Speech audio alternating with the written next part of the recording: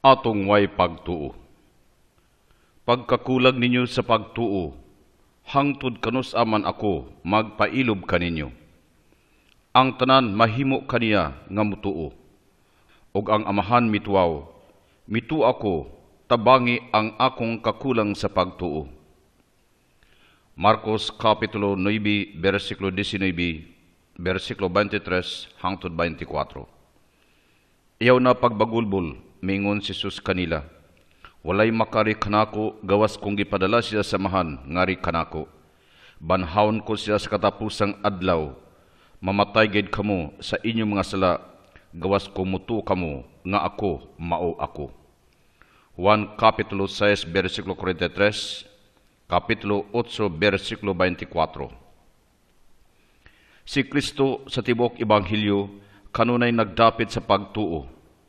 Si Jesus midayeg sa senturyon nga Romanhon, tungod siya dakong pagtuo.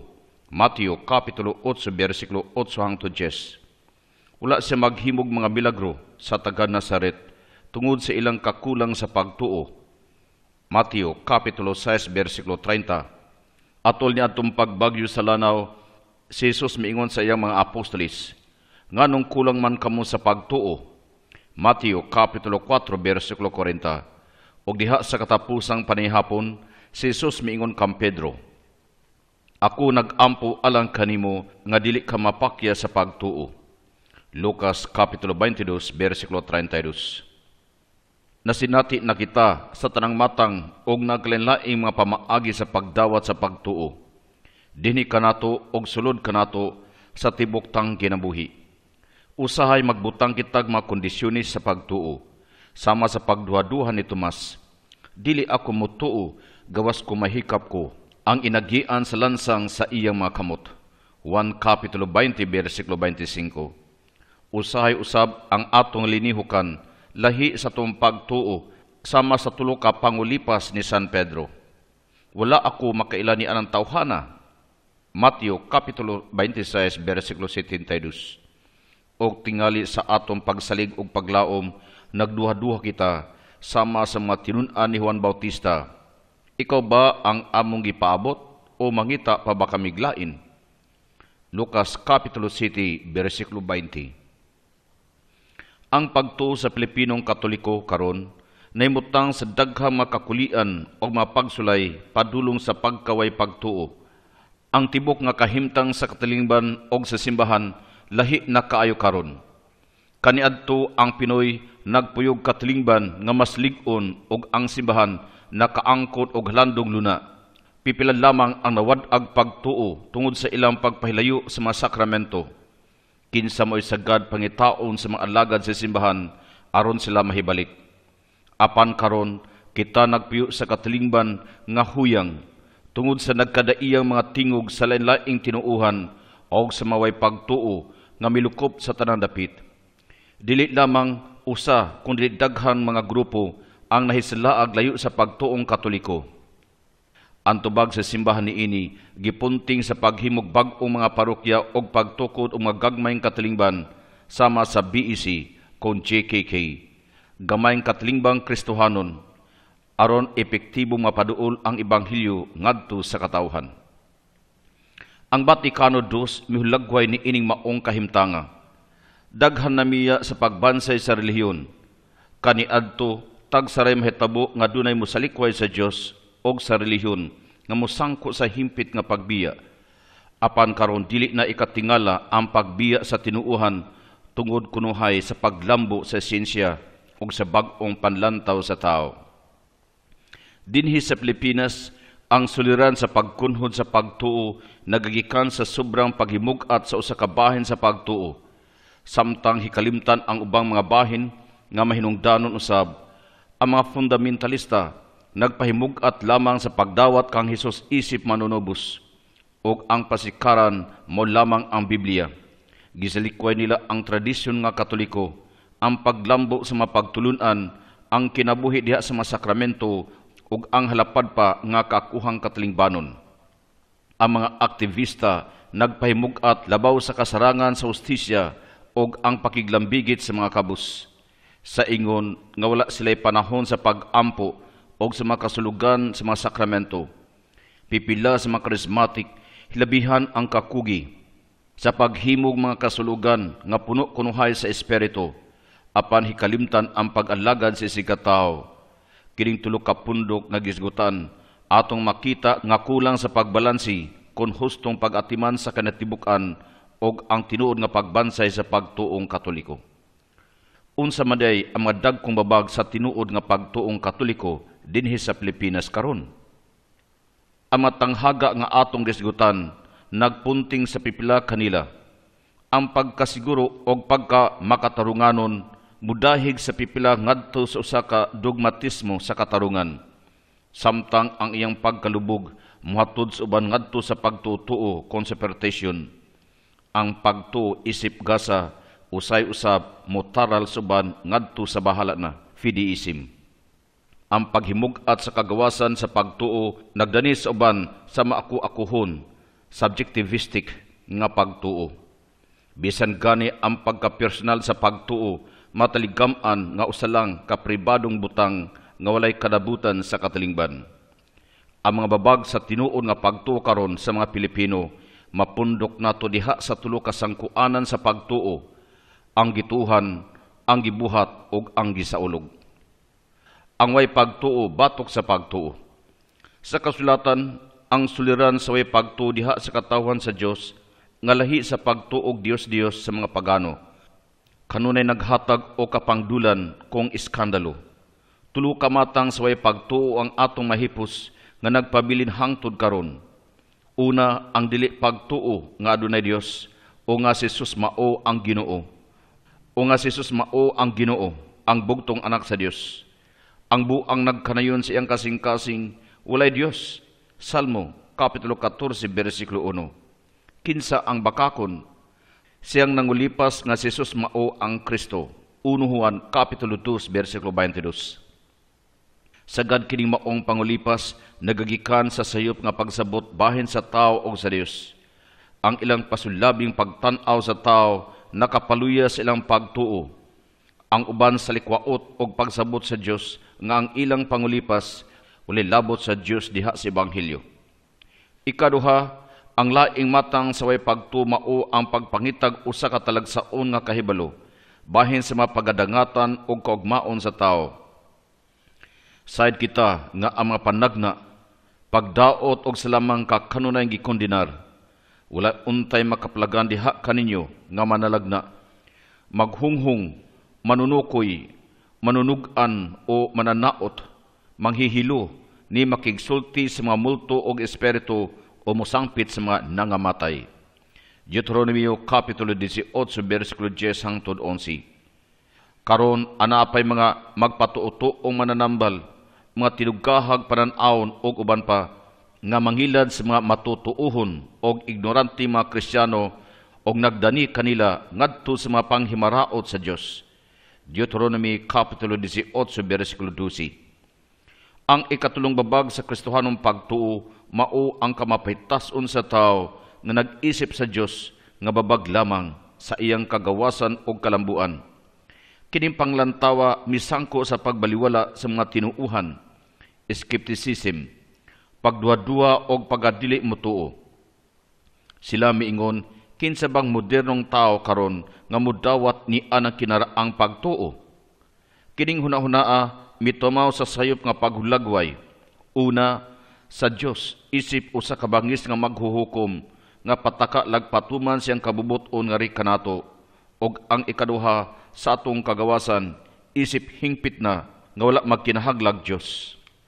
Ang pisipito nagtanyag og renewed catechesis kon binag-ong pagtudlo, isip labing angayng pamaagi sa pagsagubang ning maong mga hagit karon.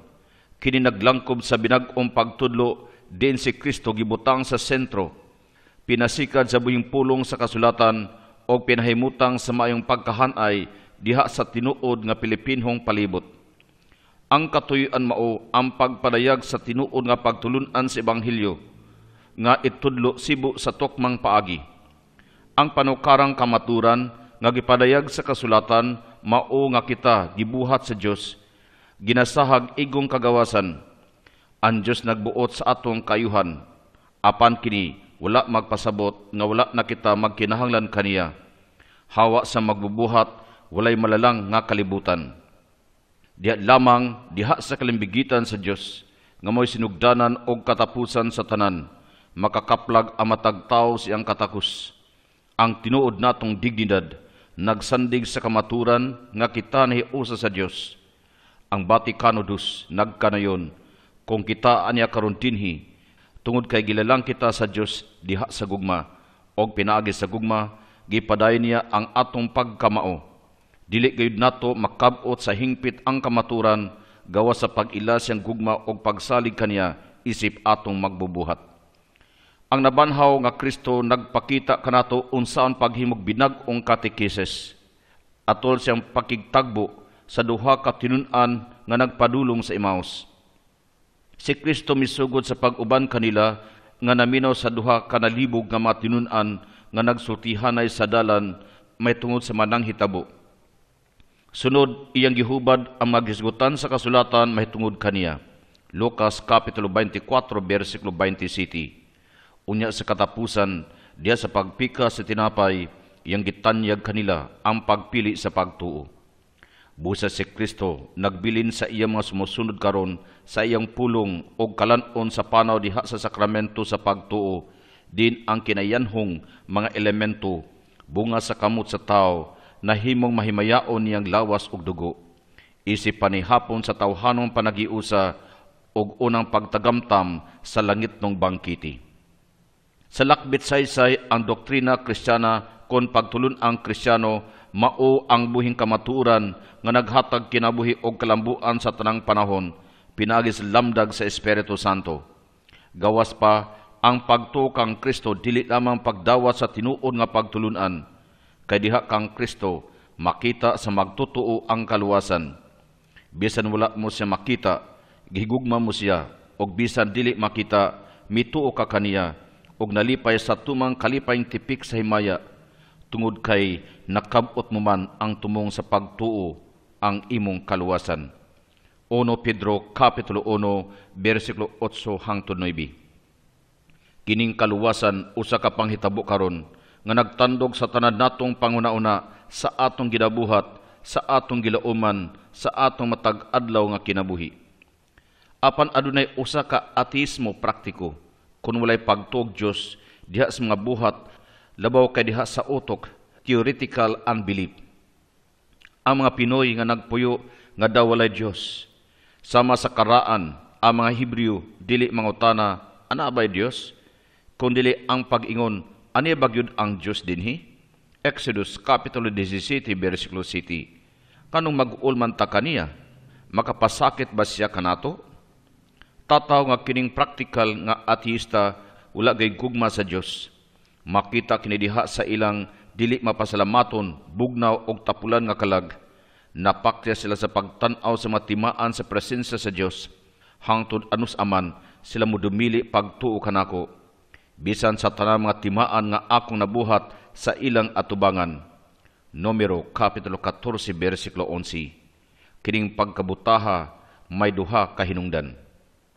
Una, anaa ang pagkamahimuslanon o kalibutanong pangagpas nga ang kalampusan makabot lamang pinaagi sa pagluwas sa ekonomiya o sa katalimbanong kahimtang. Ang pisipito naghisgot sa nagdagsang nga pamalitay, consumerism, diha sa atong katalingban. Si San Juan naghulagway sa mapanukarang hinungdan nga kuyog kanato ang atong kailibgon. Nining kalibutanong panglantaw, ang kaibog sa unod, mga pagdani sa mata, ang haw-ang nga kinabuhi, kining tanan gikan sa kalibutan. 1 Juan Kapitulo 2, versikulo 16. Ikaduha, labi pang pait karon nga nagdapit sa way pagtuo mao ang pagkatahap sa libihang kawad-on nga walay kaangayan sa taliwala nato. Ang pisipito makusganon nga nagpahimangno bahin ni inim nga nasudnong hinungdan sa atong pagkamakasasala, diha sa kawad-on o kakabul sa kalambuan sa atong nasod, diha sa iya mga panagsumpaki o pagkabahin-bahin, atong makita ang kamot sa tawhanong pagkasala, ilabi na ang malikusong mga gaway sa kahkug sa ganansya o gahom. Pagkadaghang mga tao nga nakasinati sa kawad-on sa mga butang sa kalibutan, tungod sa dili matarong og dili makiangayon pag-apod-apod. Taliwala nining hilabihang kadaghan nakubsan sa makinahanglanon sa kinabuhi. Adunay pipila nga naglunang sa mga bahandi og nagwaldas-waldas sa mga salapi. Ang kaluho ug ang kalaot nagkatipon. Ang pisipito nakatuwaw kung giunsa sa Kristohanong tanlag pagkulima sa mga sala nga nahimo batok sa mga kabus. Pagkadaghang mamumuo nga wala kahatagig hustong suhol alang sa igong kabuhian. Pagkadaghang mga mag-uuma nga nagtikad sa yuta nga dili ilaha. Pagkadako sa mga bahandi o politikanong gahom nga gipangangkon sa piplan lamang ka mga tao. Kinimaong inhustisya mogid ang labing dakong hinungdan sa way pagtuo, dili lamang sa mga dinogdaog o dinagmalan, kung dili usab sa mga nanagdaog-daog. Kini sila walay pagtuong Diyos, diha sa ilang binuhatan, silang pagdumili sa paghatag sa katungod sa mga biktima. Ang mga dinogdaog, dili usab mo tuog Diyos, tungod kay dili manila makita ang kamatuuran sa Kristohanong panglantaw o sa masaad diya sa adlaw-adlaw nga kinabuhi.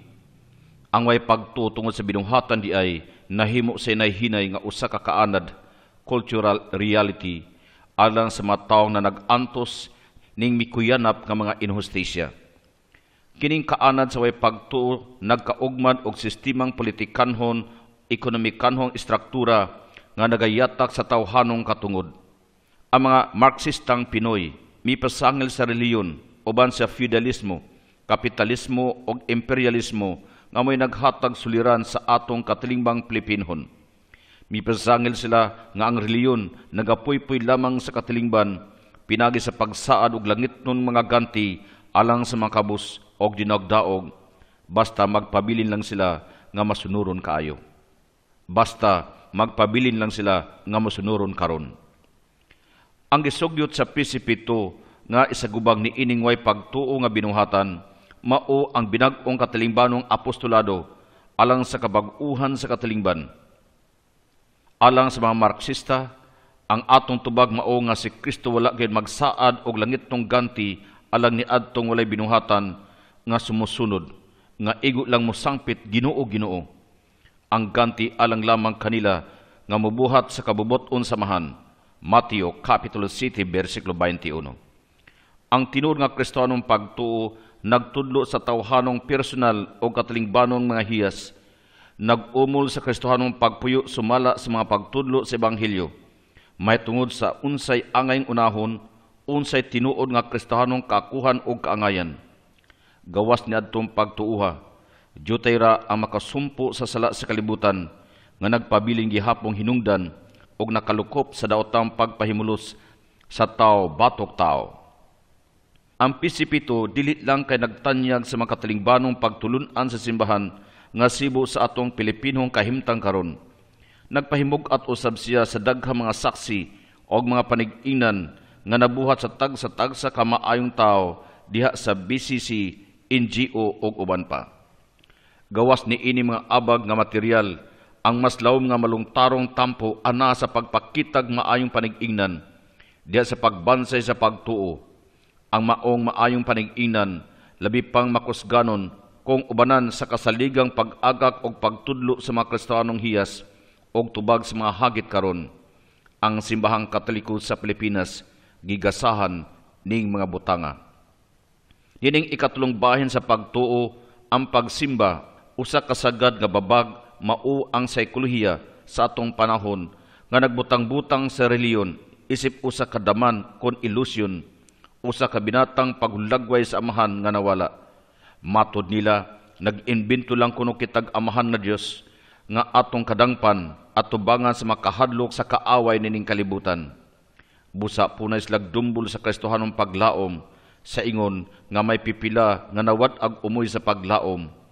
Ang uban tinukmod ngadto sa pagkamaaku-akuhon, musalig lang sa kaugalingong kusog o hinuon ba sa hilabihang kaayo sa Dios bisag walay paghinulsol og tinuod nga pag-usab sa kasing-kasing. Ang pisipito nagpailaglaing bulok sa way pagtuo bahin sa pagsimba. Subo nga dinhi sa Pilipinas Ang pagsimba sagad gibulag sa kinatibuk ang kinabuhi. Ang kasulugan kung liturhiya wala isipa nga tinubdan og tumong sa kinabuhi sa simbahan, kung dili usan lamang katipik sa kinabuhi nga wala gani labot sa katalingbanong ekonomikanhon og politikanhong kinabuhi. Makadaghan usab mahitabo nga pipila sa manaandang balansayon sa relihiyon may sama lang sa mga diwata hinimo-himo alang sa kaugalingon inay tinuod nga Kristohanong pag-ampo. Ang paagi sa pagtubag ni ini mga atake sa way pagtuo batok sa pagsimba mao ang binag-ong pagsimba, renewed worship. Ang konsilyo plenaryo mihatag o usa ka bahin sa gikinahanglang tubag. Gikinahanglan gayud ang paghimug-at ngadto sa mga Pinoyng Katoliko nga ang tibuok kinabuhi sa tao usa ka pagsimba, sumala sa gipunting ni San Pablo. Roma Kapitulo 2, versikulo 1. Dili kita makasimba sa Dios diya sa simbahan o kapilya o unya isalikway ta siya sa atong inadlong lakaw sa kinabuhi. Sa pagbag-o sa pagsimba sa atong katawhan, gikinahanglan bag-on usab ang ilang batasan sa pag-ampo og naandang mga tulumanon sa reliyon. Mahitungod ni ining ulahi, ang pisipito mitambag nga, ang atong pag-usab kinahanglan pinasikad sa mitanahurong pag-usisa, pagdasig og pagbag-o. Kining maong mga tulumanon, kinahanglan mo sangko ngadto sa liturhiya. Kinahanglan silang ipasibo usab sa Pilipinong kinabuhi og moalagad alang sa hingpit nga paglambo sa tao, sa kaangayan, sa panagdait og sa kinatibuk-an sa kinayahang linalang. Kinahanglan nga may kaisog sa pag-ampo sa bisan unsang matang sa bahalaay, kon fanatisismo og sa mabutang sa pagtuo nga binata lang gihapon. Apan midugang hinuon, sanglit ang maong balansayon sa reliyon, suod man kaayo sa atong katawhan, mayong sakyan kini alang sa pagsangyaw sa Ebanghelyo nga sarang musangko ngadto sa pagsimba sa Espiritu og sa kamaturan. Nan ang panukaran sa pagbag-o sa atong kinabuhi sa pag-ampo, moged ang pag-ampo sa simbahan ngadto sa Santissima Trinidad. Ang buluhaton sa simbahan moged ang paghalad sa kaugalingon ngadto sa amahan og sa iyang anak nga nagpakatao og nahimong makita samtang sa way hunong nagbag-o og nagputli sa kaugalingon ubos sa pag-agak sa Espiritu Santo. Ang Katolikong pagsimba sa amahan, anak og Espiritu Santo diha sa Kristohanong katilingban mao ang labing epektibong paagi sa pagputli og pag-ayo sa atong pag-ampo nga salimuaw og maaku-akuhon. Tungod kay ang pag-ampo sa Santissima Trinidad, magpahilayo ka nato gikan sa pagtuong mini, nga nangita lamag hinakog nga pagsalig sa kaugalingon, ngadto sa pagpagawas sa kaugalingon, aron pag-ambit sa makaluwas nga misyon, og mahigugmaong pag-alagad ni Kristo og sa simbahan. Mailhan kamo nga akong tinun-an kon naghigugmaay kamo sa usag-usa. Juan Kapitulo 13, versikulo 35. Nga gipakita ninyo diha sa pag-alagad sa matag usa sa akong kubos nga mga igsuon. Mateo Kapitulo 25, versikulo 40. Ang Kristohanong pag-ampo di ay dili binatang pagtan-aw sa mahan isip idolo o kang batang Hesus isip mga pasangil sa paglihay sa mga lantuson sa gugma o sa pagtubo diha sa tinuod nga kalibutan. Ang gisupakan sa kalibutanong saykoliya ana sa abuso sa pagtuo labaw kay sa imong kamaturan. Ang tinuod nga Kristohanong pag-ampo o paglaom ana diha sa hingkod nga pagsinati nga personal sa presensya sa Dios o sa atong tubag nga pasalamat, pagsimba o paghigugma kaniya. Ang pag-ampo ngadto sa Santissima Trinidad nagdadi sa Pilipinong Katoliko pinagi sa pagpuyo sa Espiritu Santo ngadto sa pag-ambit sa kang Kristong kasinatian sa Aba, Amahan, kansang pagbuot matuma dinhi suta maingon sa langit. Pinasikad sa pagsimba sa simbahan ngadto sa amahan, anak ug Espiritu Santo, ang Katolikong Pilipino madasig ngadto sa labing hataas nga kaakuhan, linamdagan sa way sukod, mamugnaon og makaluwas nga gugma sa Santissima Trinidad. Puno ning maong gugmaha ang mga Katoliko diha sa liturhiya mutubag sa landog nga amen, human madungog ang panapos sa Eucharistic prayers. Pinagi kaniya, anak, uban kaniya og diha kaniya Sa kayusa sa Espiritu Santo, ang tanadungog og himaya nganha kanimo makagagahom nga amahan hangtod sa kahangturan. Ang pag-ampo sa Trinidad makatabang usab sa Pilipinong Katoliko diha sa pakigihinabi sa ubang relihiyon. Nagisgutan sa P.C. 7, samtang ang Konsilyo Plenaryo nagpunting sa pagsangyaw ngadto sa mga Pilipinong Muslim, Budista o Taoista o uban pa. Mipasabot usab sa mas lapad nga misyon ngadto sa masilingang taga-Isya nga nabantog sa kultura o reliyon sa silangan. Ang pagkamatunud-anon kang Kristo, ang pulong sa Dios nga nagpakatao, mao ang baruganan sa atong pakighinabi sa mga Muslim o Hudiyo nga nagtahod usab sa pulong sa Dios. Ang mga Budhista nagtinguha sa paglingkawas sa tanang tawhanong kailibgon ngadto sa kahilom nga way timik nga nirvana. May kasamahan kini sa Kristohanong pagsimba samahan nga dili makita, 1 Kapitulo 1 versikulo 18, og sa kasinatian sa mga Kristohanong mistiko sa pagkaway nada sa mga kalibutanong kailibgon. Ingon man ang Hinduism duol sa Kristohanong kasinatian sa Espiritu Santo, ang tinubdan sa kayusa tali sa kaugalingon og sa Dios, kinsa nagdani sa tanang mga tao ngadto sa mas lahom nga talikala sa gugma. Gawas mababag sa pagtudiha sa mga butang unsay tuuhan, buhaton og sa ulogon, adunay usab mga babag sulod sa kaugalingnan sa tao, unsaon pagtuo, pagbuhat og pagsaulog, sa tong pagtubo og paghingkod sa pagtuo. Ang susihon nato ang nagkatap nga mga sayop nga panghuna-huna sa mga batan-on nga ang pagpangutana bahin sa pagtuo usa ka sala. Nagagikan usab kini sa sayop nga pagtudlo nga ang pagtuo kinahanglan lang dawaton sa way kusmod gikan sa taas. Kini nakagamot diha sa mga bata nga sa pagdako na nila sayon lang dayon mulikay sa ilang mga personal nga tulubagon sa pagtuo. Ang labing makatabang nato dinhi mao ang makanunayong pagmatuto sa Kristohanong pagtuo pinagi sa mga buhing kalihukan sa panimalay. Kahigalaan, BCC, sa parokya, sa Katalimbanong Katoliko ug uban pa. Si Kristo ug ang simbahan nagdapit kanato sa pagkatinunan nga malamon din atong gigamit ang magalamhan sa utok, sa kabubuton, sa paghanduraw ug pagbati. Kinahanglan atong tinuon ang duha ka matang sa unahuna. Ang una, mao ang matinud-anong pangutana nga nagtinguha, pinagi sa pagtuon, pamalandong og pakighinabi sa dugang kahibalo bahin sa Ginoo aron mosamot usab ang gugma ngadto kaniya og makasuod ang pagsunod kaniya.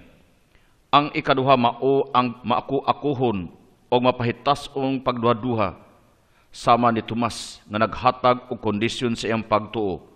Dili ko mutuo gawas kun mahikap ko ang samad sa iyang kilid. 1 Kapitulo 20 versikulo 25. Ang atong kinabuhi sa pagtuo naghagit kanato sa pagtubo kanunay sa dugang kahibalo may tungod sa atong reliyon, sa maayong panghuna-huna og batasan o sa matinud-anong pag-angkon. Kini mahimo lamang pinagi sa pag-abagay o pagligunay sa usag-usa diha sa pakigiusa sa simbahang lokal, ang katilingban sa mga tinun-an ni Kristo. Napadayag natong ang hagit sa matinud-anong pagtuo nagagikan sa tulo ka panukarang sangkuanan sa doktrina, moral o pagsimba. Ang mga babag sa pagtuo nakatandog sa tong personal o katalimbanong kahimtang. Kitang mga Pilipino ning siglo 21 nagpuyo sa maong kahimtang uban siyang ekonomiya, politika, palibot, kultura o mga tulumanon sa reliyon. Busa ang mga hagit sa atong tinuod nga pagtuo nagatubang niini mga naunga.